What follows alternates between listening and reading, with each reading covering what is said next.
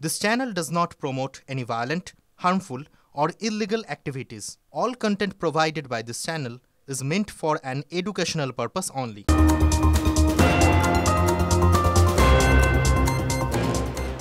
আর শুরুতেই আজকের এই মুহূর্তে সবথেকে বড় খবরের দিকে নজর রাখতে হচ্ছে। নাগরাকাটায় বিজেপি সাংসদ ও বিধায়কের ওপর হামলার ঘটনায় এবার সরব হয়েছেন প্রধানমন্ত্রী।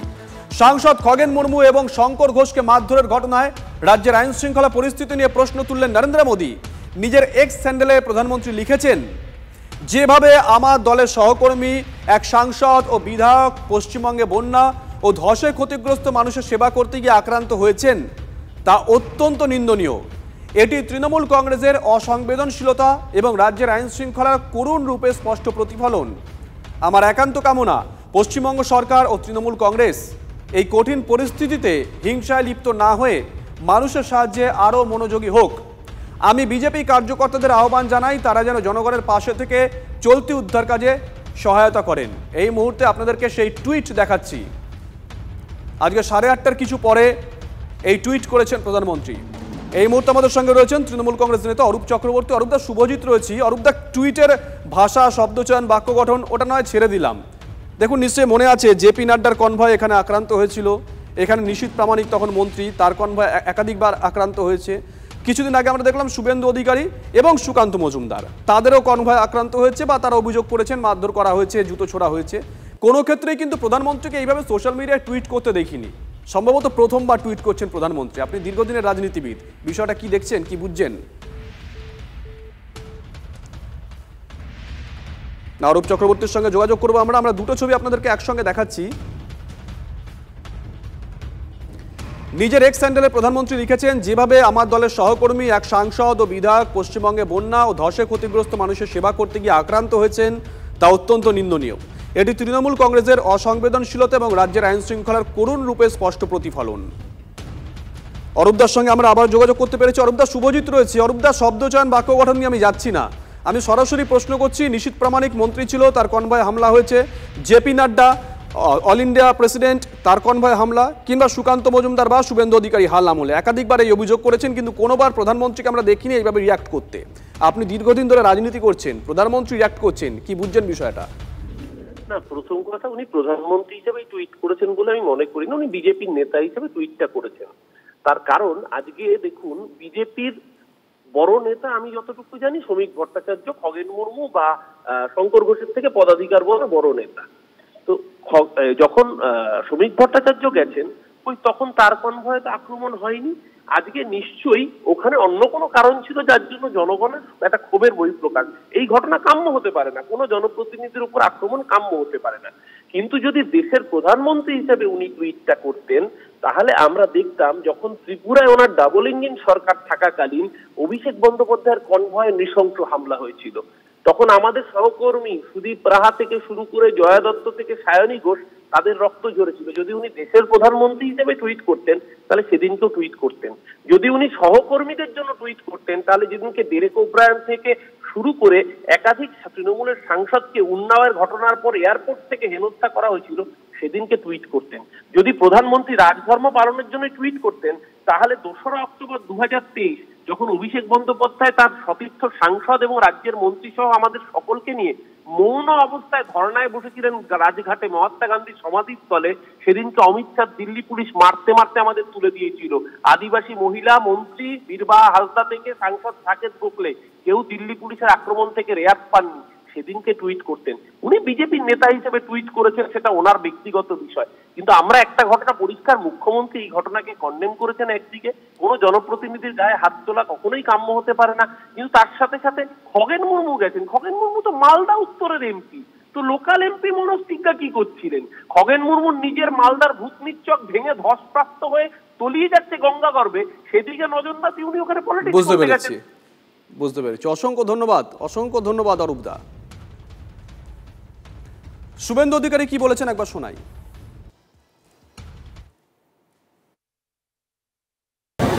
এই রাজ্যে কেন্দ্রীয় নিরাপত্তা থাকা সত্ত্বেও যদি সাংসদ বিধায়করা সুরক্ষিত না থাকে, তাহলে সাধারণ মানুষের অবস্থা কি দেখুন।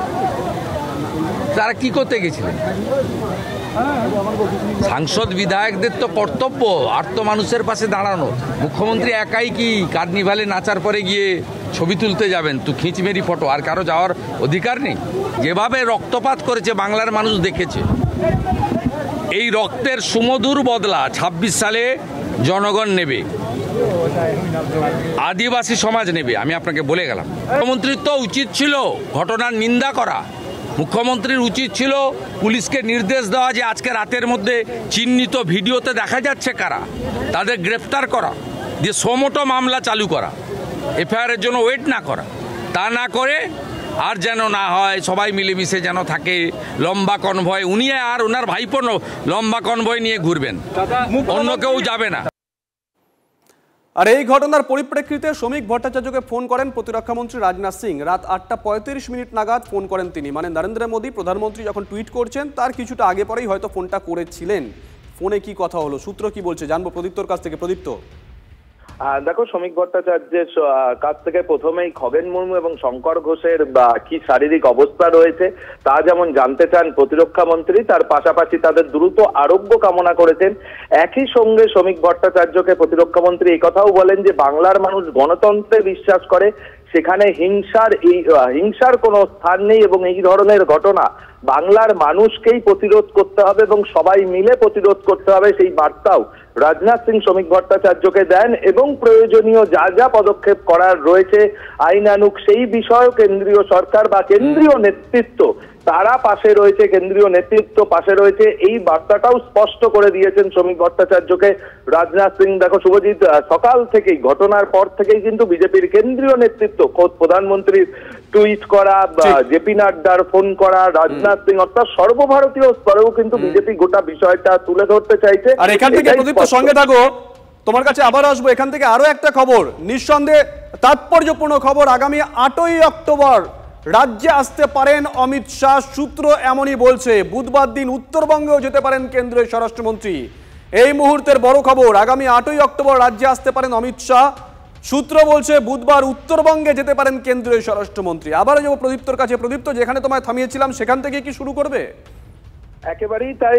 দেখো শুভজিৎ, যে সর্বভারতীয় স্তরে আজকে খগেন মুর্মু এবং শঙ্কর ঘোষের ওপরে যে ঘটনা ঘটেছে তা সর্বভারতীয় স্তরে তারা তুলে ধরতে চাইছে। এই রাজ্যের বন্যা কবলিত এলাকায় জনপ্রতিনিধিরা পাশে থাকলে কি পরিস্থিতির মধ্যে পড়তে হচ্ছে বিরোধী দলের জনপ্রতিনিধিদের, সেই বিষয়কে তুলে ধরে তারা আক্রমণ শানাচ্ছেন। তারই মধ্যে আমরা যা জানতে পারছি তাতে কেন্দ্রীয় স্বরাষ্ট্রমন্ত্রীও তিনি সশরীরে আসতে পারেন, তবে এ নিয়ে বিজেপির তরফ থেকে আনুষ্ঠানিকভাবে এখনো পর্যন্ত কিছু বলা হয়নি। তাদের যে কোনো নেতৃত্বই বলছেন যে এটা একটা শোনা যাচ্ছে, ফলে গোটাটাই জল্পনার স্তরে রয়েছে। তবে অমিত শাহ যদি আসেন খুব স্বাভাবিকভাবেই বিষয়টা আরো বড় স্তরে পৌঁছাবে, এটাই স্বাভাবিক। এবং আগামীকাল রাজ্যে আরো এক কেন্দ্রীয় মন্ত্রী উত্তরবঙ্গে যাবেন, কিরেন রিজিজু। অর্থাৎ যে কথা তোমায় বলছিলাম যে বিজেপি শুধু বন্যা কবলিত এলাকার মানুষের পাশে দাঁড়ানো নয়, সেখানে আজকে শঙ্কর ঘোষ এবং খগেন মুর্মু যেভাবে আক্রান্ত হয়েছেন সেই ঘটনাকে সর্বভারতীয় স্তরে তুলে ধরে ভোটের আগে তৃণমূল কংগ্রেসকে নিশানা করতে চাইছে, এটাই স্পষ্ট। ধন্যবাদ। এদিকে আগামীকাল উত্তরবঙ্গে যাচ্ছেন শুভেন্দু অধিকারী। খগেন মুর্মুর শারীরিক অবস্থা গুরুতর হয়, তাকে দেখতে যাবেন বিরোধী দলনেতা। বিজেপি সাংসদের চোখের নিচে হাড়ে আঘাত লেগেছে, তাকে দিল্লি এইমসে নিয়ে যাওয়া হতে পারে জানিয়েছেন শুভেন্দু অধিকারী। এর পাশাপাশি আগামীকাল উত্তরবঙ্গে বিপর্যস্ত পরিস্থিতি খতিয়ে দেখতে যাবেন কিরেন রিজিজুও, যে কথা প্রদীপ্ত একটু আগে আপনাদেরকে বলছিল।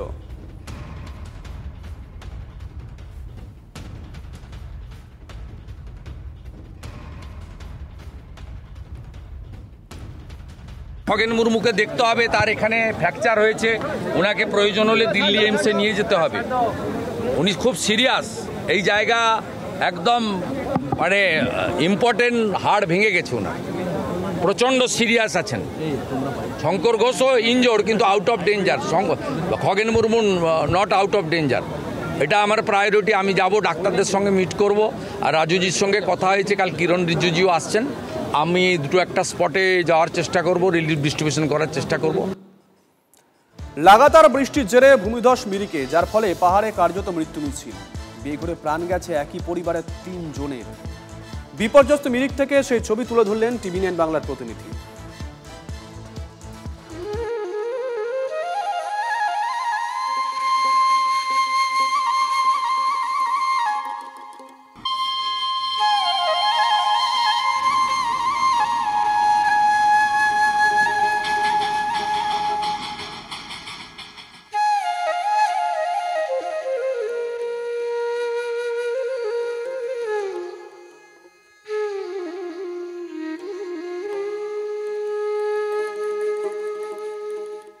পাহাড়ের রানী দার্জিলিংয়ের পরই বাঙালিদের ঘুরতে যাওয়ার অন্যতম ডেস্টিনেশন মিরিক।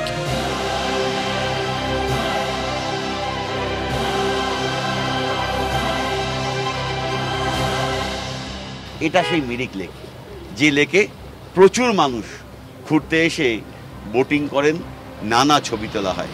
ঠিক পূজার পর এই সময়কালে এই লেক জুড়ে মানুষের কোলাহল কম কম করে।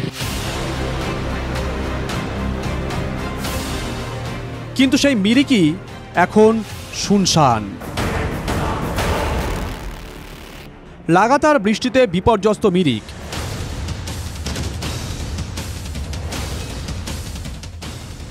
ধসে চাপা পড়ে 10 জনের বেশি মানুষের মৃত্যু হয়েছে। দুধিয়া ব্রিজ ভাঙায় শিলিগুড়ি এবং মিরিকের মধ্যে মূল যে সড়ক পথ তা বন্ধ হয়ে গেছে। সেখানে পৌঁছতে গেলে যেতে হচ্ছে ঘুরপথে। প্রকৃতির রুদ্ররোষে কার্যত বিচ্ছিন্ন মিরিক। একমাত্র দার্জিলিং হয়ে ঘুরপথে শিলিগুড়ির সঙ্গে যোগাযোগ আছে, কিন্তু সে পথেও লম্বা গাড়ির লাইন। নেপাল সীমান্তের বিভিন্ন প্রত্যন্ত এলাকা পেরিয়ে একাধিক নদীর পাশ দিয়ে আলপথ ধরে আমরা এসে পৌঁছেছি সেই মিরিকে, যেখানে কার্যত প্রকৃতির তাণ্ডবে একাধিক মানুষের মৃত্যু হয়েছে। এই মিরিকেই প্রকৃতির রুদ্র রোষে উজাড় হয়ে গেছে একটা পরিবার। যে বাড়িতে আমি আছি একবার দেখাবো কিভাবে এখানে তাণ্ডব হয়েছে এবং প্রকৃতির রুদ্ররোষ আছড়ে পড়েছে। অসংখ্য কাদামাটি, পাথর, পাহাড় যেন হুড়মুড়িয়ে ভেঙে পড়ে এই ঘরের ভিতর ঢুকে পড়েছে। এই একাধিক ঘর, দেওয়াল, জানলা যা কিছু ছিল ভেঙে এভাবেই ঢুকে গিয়েছে বাড়ির ভিতর। যে ঘরের ভিতর অন্তত পর পর 3 জনের মৃত্যু হয়েছে। এই ঘরে যে মেয়েটির মৃত্যু হয়েছে তিনি এই ঘরে ঘুমাচ্ছিলেন, আর ঠিক পাশের যে ঘরটি ওই ঘরে তার বাবা মা ছিলেন।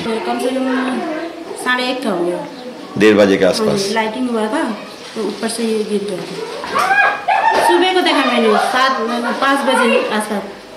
सुबह ये मलबा इधर आ चुके थे। यहाँ भी रहना भी हमें बहुत डर है। गवर्नमेंट की तरफ से कुछ हेल्प रिलीफ ऐसा कुछ भी नहीं, कोई कुछ भी नहीं, अब तक हमें कुछ नहीं।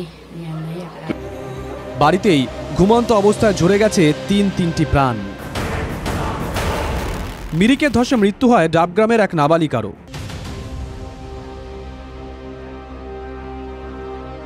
দিদার সঙ্গে ডাবগ্রাম থেকে মিরিকে গেছিল আরুষি ছেত্রী। গভীর রাতে পাহাড় ধসে মৃত্যু হয় 3য় শ্রেণীর এই ছাত্রীর। দেহ ফিরতেই শোকের ছায়া ডাবগ্রামে।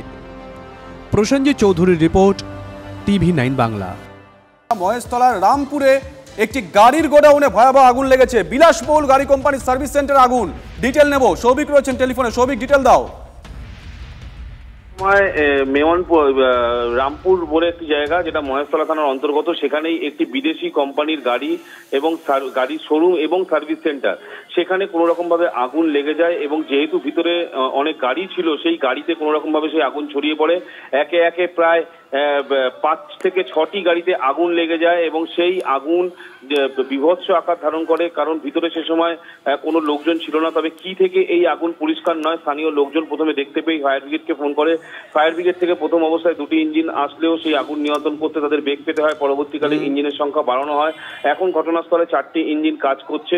কি থেকে আগুন পরিষ্কার নয়। তবে গাড়ির যে শোরুম ছিল, অর্থাৎ যে সার্ভিস সেন্টার ছিল, তার ভিতরে কিন্তু বেশ কিছু গাড়ি যেগুলো কিন্তু আগুনে পুরোপুরি ভস্মীভূত হয়ে যায়।